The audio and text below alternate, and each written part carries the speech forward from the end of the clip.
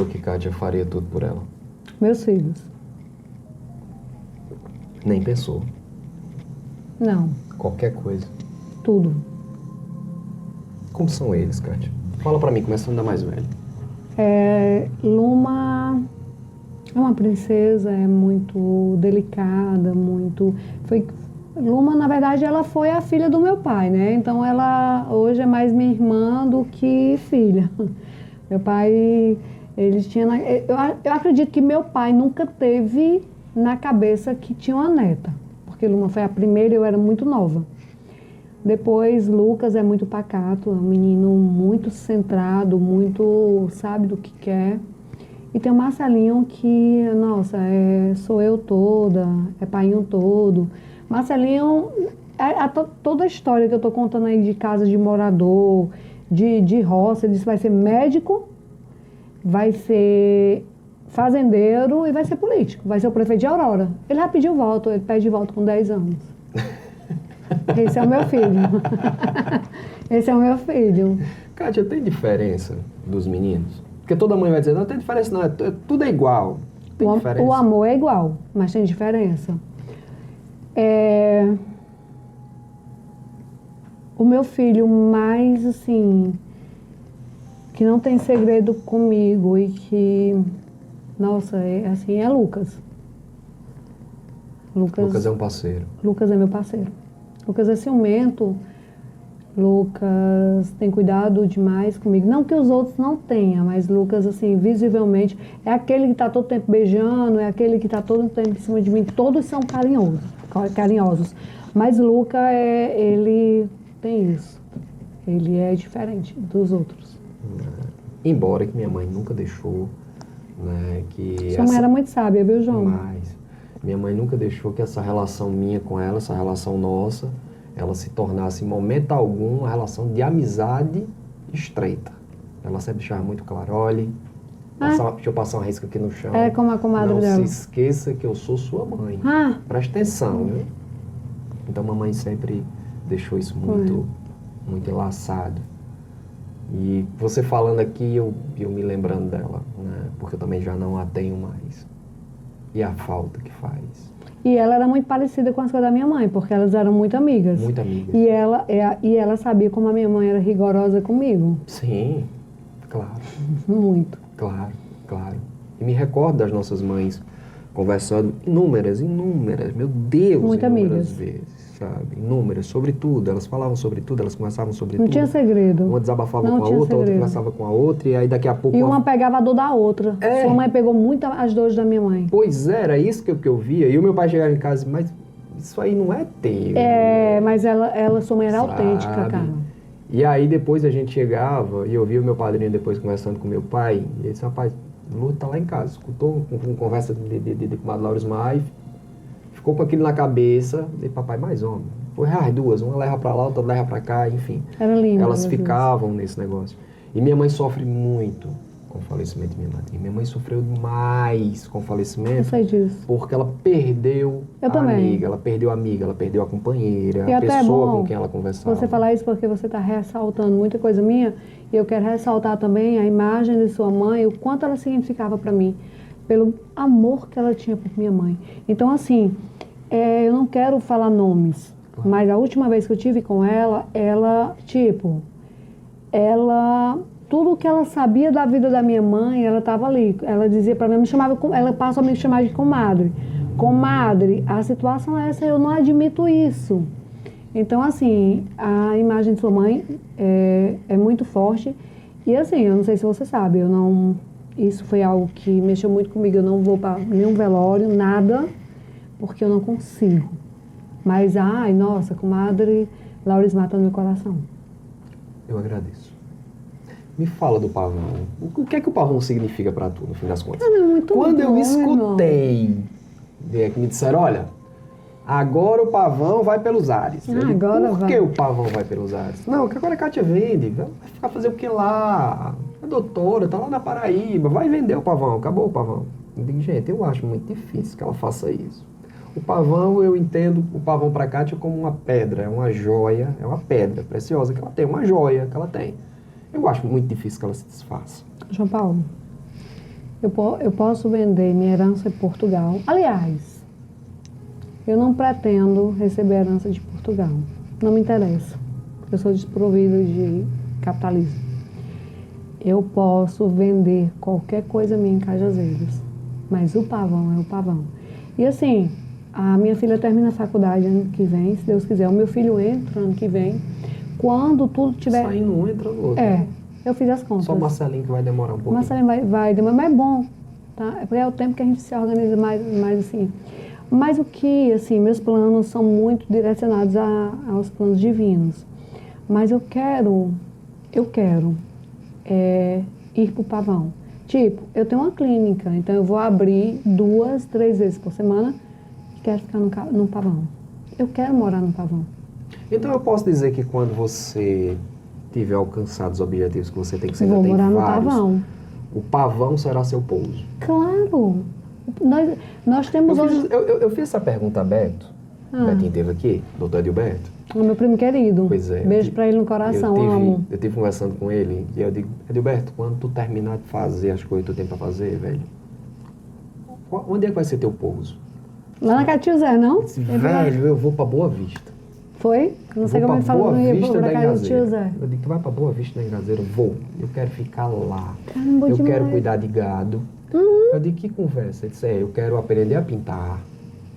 Eu quero aprender um instrumento. Quero viver. Aí ele olhou pra mim e disse, eu quero ser como é que ele disse? Um coroa bacana. Aí quando você olha assim, digo, olha, esse coroa é bacana. Então, quero ser uma coroa bacana. E você, olha por quê?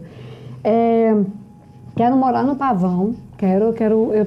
Eu não vou tirar nada do que meu pai e minha mãe fizeram naquela casa. Só vou dar uma organizada que, enquanto vivo, eu dizia, papai, eu quero organizar isso, quero organizar aquilo. E o meu pai dizia, antes do falecimento dele, a gente conversou. Quer deixar ela bem seguro, um lugar, um ambiente bem agradável, para mim, para os meus netos, para você, para quem chegar. Porque eu, como filha de Dr. Wilson, as portas estão sempre abertas para todos. E assim, mas a minha profissão, estudar, eu não consigo parar de estudar. Então assim, vai que eu faça um congresso 2 por ano, estou sempre atualizada e venho descansar no pavão. Aí depois você... Olha só, João, o governador fez ali aquele... Hoje nós temos asfalto. Sim. Nós não sonhávamos com asfalto. Meu pai disse que achou que morria e não via. O meu pai morreu sem ver, é uma das coisas que me dói. Então temos asfalto, daqui a pouco tem Missão Velha.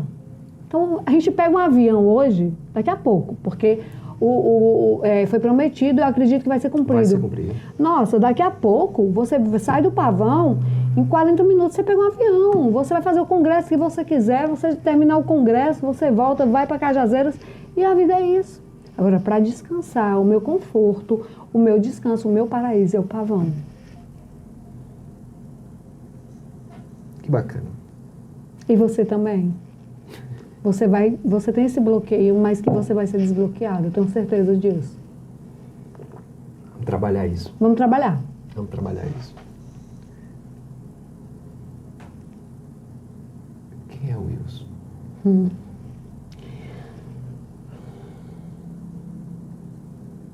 Meu pai é a pessoa mais linda do mundo. O ser humano mais humano que eu conheci. Meu pai foi o melhor pai, melhor mãe, o melhor avô, o melhor sogro, o melhor amigo. O meu pai, assim como eu, ele também se anulou bastante para fazer muitas pessoas felizes. O meu pai, acima de tudo, ele era a favor da saúde e da fome. Então ele não conseguia ver uma pessoa doente e uma pessoa com a barriga vazia. E eu quero, se não for eu, meus filhos, exercer um cargo político. Por um motivo. Pela fome que ainda existe. E pela saúde de tantos que não têm. Porque, bem pequena, quando eu saía com meu pai, eu vi muitas pessoas morrerem por uma injeção. Ultimamente, meu pai, há uns 6 anos atrás, eu cheguei no hospital e o meu pai disse, filha, vem aqui, porque assim, tudo era comigo. Vai naquele apartamento. Quando eu cheguei lá, eu vi uma pessoa vomitando sangue, assim, muito sangue, muito sangue. Eu disse, pai, por que fez isso comigo? Ele disse, aquilo é falta de uma injeção, é falta de uma injeção anti-hemorrágica. E o hospital não tem. Eu disse, pai, e o que o senhor vai fazer? Aí chamou o pai da família, os familiares, deu dinheiro e comprou para que a pessoa fosse morrer em casa. Aquilo transpassou a minha alma.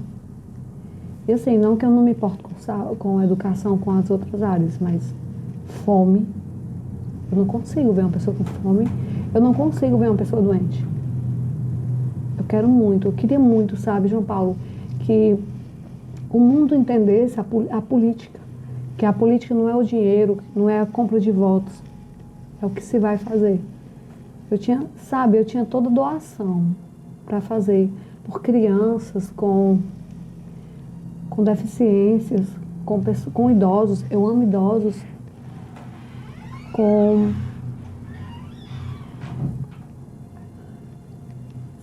os mais necessitados. Eu me sinto confortável com a simplicidade. Seu pai tem um legado de quase 50 anos. São quase 50 anos dedicados ao Aurora. São quase 50 anos dedicados ao povo. São quase 50 anos cuidando de gente. São quase 50 anos onde situações que ele ficou extremamente complicado financeiramente por ajudar demais. Demais. Quantas vezes nós não ouvimos, ou eu ouvi, ou eu escutei, ah, mas o Wilson é médico. Ah, mas o Wilson devia estar no outro padrão de vida. Ah, mas o Wilson devia estar em tal situação. Ah, mas o Wilson devia estar assim, devia estar afastado. Mas a minha casa, o meu pai, a minha mãe, a gente sabia exatamente o que era e como era. Então era ajudar demais, era dar demais, doar-se demais, se desfazer demais. Ajudar o outro em qualquer situação. A vida de Wilson, nos últimos 50 anos, dedicou-se a isso. Dr. Wilson. Como é que eu vejo isso? Sim. Dr. Wilson, ele preferia passar frio e tirar a camisa dele. E o meu pai, ele não abria mão do que tinha para ver uma pessoa. Meu pai não conseguia, ele não conseguia ver uma pessoa necessitada, não conseguia, era dele, independentemente de política, era dele. E aquela história que eu te falo, que eu saía da minha casa para comer cari, eu não sei se a população hoje sabe o que é cari, aqueles peixes da bocona. Então meu pai, ele preferia ficar silêncio, no cantinho deles, em silêncio, mas que aquela pessoa, ela comesse bem. E o meu pai está fazendo muita falta, Aurora. Eu recebo muita coisa, muita mensagem. Teu pai pagava a minha luz, teu pai pagava a minha água, o teu pai me dava comida. E isso está me deixando muito... O legado que o pai me deixou foi tão forte que isso me deixa... Nossa, numa responsabilidade, meu Deus. Quando as pessoas dizem assim, você quer um cargo político? Não é o querer. Como é que eu vou ajudar as pessoas? Eu quero ajudar as pessoas que meu pai ajudava. Como é que eu vou ajudar se meu pai ensinou? Se meu pai cuidou? É complicado o legado de pai e mãe, porque foram legados muito complexos, muito bonitos. E agora... cai em mim. Mas cai em mim mesmo. Eu não sei dizer não também. Não é um peso grande demais, não? Muito, muito. Olha, João, eu vejo aquelas atrizes, eu entendo perfeitamente. Quando você é filho ou filho de um ator, uma atriz famosa, a comparação. Gente, o pessoal me compara muito ao meu pai. Não devia fazer isso, porque eu sofro. Por mim,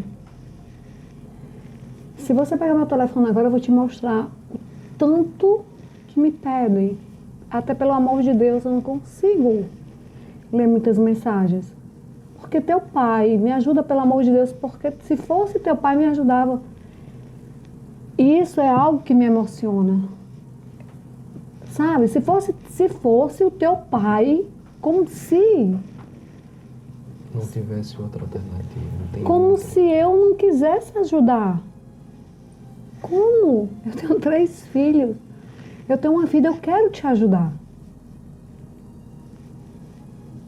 E é isso, é nisso, João. Eu te digo aqui, em primeira mão. Eu só queria política. Ontem eu conversei com uma pessoa lá em Cajazeiras.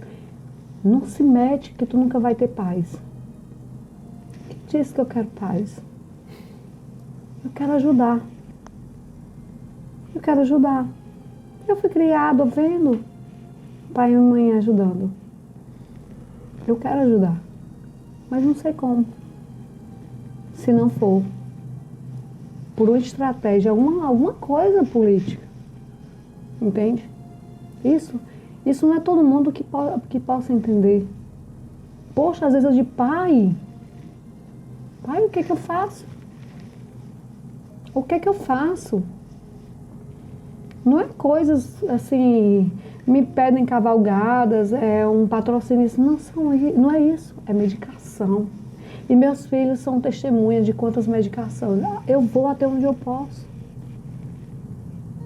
Mas é muito difícil como o pai fez com a população, muito difícil. E não é só a Aurora, Juazeiro também. Onde ele veio, Juazeiro e Có, ele saiu ajudando. Ele não tinha medo. Ele recebia o dinheiro era dele e do povo. O dinheiro era dele e do povo. E o Wilson realmente, ele nunca foi capitalista. Ele nunca quis colocar o dinheiro para ele. Meu pai viveu. Meu pai viveu no melhor que ele queria viver. Ajudando, realmente, era a forma que ele era feliz.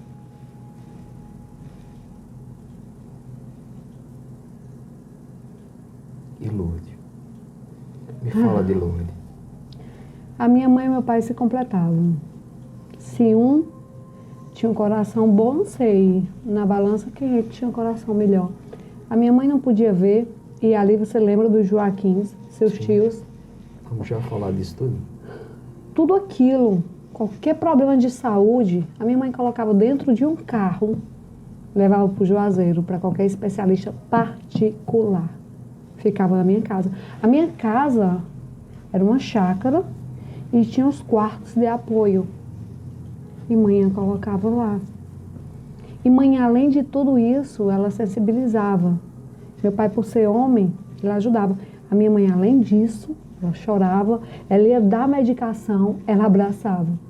E se tivesse óbito, ela organizava toda a situação daquele funeral até chegar ao fim.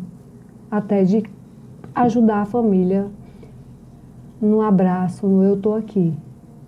A minha mãe foi demais. Teu pai passou 50 anos. É uma história que as pessoas conhecem. Uma história que as pessoas conhecem bem. E que as pessoas não esqueceram. E não vão esquecer durante muito tempo. Pelas pessoas que ele ajudou. Pela forma com que ele fez. Do jeito que ele fez. Mas a sua mãe, em particular, chega um momento que ela ocupa um cargo público, ela se transforma em assistente social. Primeira dama. Né? Cara, o que essa mulher fez por essa cidade, sabe? E hoje nós estamos num bom momento. Hoje a Aurora está num bom momento. Mas naquele tempo... Agora, naquela época, as coisas eram muito vou difíceis. até tomar uma água aqui. Muito difíceis. E o que ela fazia com os recursos públicos para atender a população e ainda pegando o dela, E dando. dando, como tantas vezes em conversas com a minha mãe, ela disse, olha, esse mês eu zerei, não tenho mais R$1 aqui. O que tinha que dar. E mãe dizia, Mago, não está um pouquinho demais? Aí ela dizia, mas o que é que eu vou fazer? O povo está passando fome. E passava, naquela época passava mesmo. Eu não tenho o que fazer, sabe? Eu tenho que mandar buscar no pavão se for preciso. Tem que trazer, tem que dar, não tem outro jeito. E as pessoas estão passando fome. E é uma miséria gigantesca. E precisa ser feita alguma coisa, Mário. E aí eu volto do quarto, as duas chorando, porque minha madrinha, naquela situação que a cidade estava lá, naquele momento. Minha mãe chorando por causa da tristeza dela. É porque ela se comovia. Isso Ali, se deu um infarto, né? Pois é, naquela tristeza miserável lá. Kátia, naquele período, ela acompanhava mais de 400 famílias. Eu estou dizendo acompanhando. Acompanhando. Não era Indo, só acompanhando. Visitando, pegando um menininho que está doente, botando no braço, providenciando a cesta básica, entregando de um lado, e um remédio que faltou. Que bom, João, e você sabe disso. O caixão que faltou do velório de fulano de tal, disso. sabe? E a Aurora precisa saber. No velório, Que no lindo. enterro, no cortejo do enterro de minha madrinha, eu me recordo bem disso. Foi o segundo maior cortejo de Aurora. Nós temos, entre aspas, porque a Aurora não tem uma elite, mas nós temos toda uma gama elitista na frente ali acompanhando o cortejo, e nós temos toda uma pobreza. gama de pessoas humildes, simples, A pobreza, João. pobres, chorando muito. desespero. Em desespero, gente desesperada. Porque a única pessoa que estava lá para dar comida, a única pessoa que estava lá para dar a mão, a pessoa que estava lá para acudir, não está mais, sabe? Então era um desespero sem tamanho. Minha mãe estava desesperada com o desespero do povo. E todo mundo estava sem saber o que fazer. E daqui a pouco, quem tinha dinheiro estava chorando, quem não tinha também estava chorando também. Estava todo mundo chorando naquele negócio. Sabe? E daqui a pouco nós temos um desespero coletivo. Primeiro, a minha mãe conquistou a família, conquistou a elite, porque o jeito dela era maravilhoso, era carismático. Mas a minha mãe era da classe, ela amava a classe humilde. Uma coisa que você só não ressaltou, você falou tudo, foi os presidiários.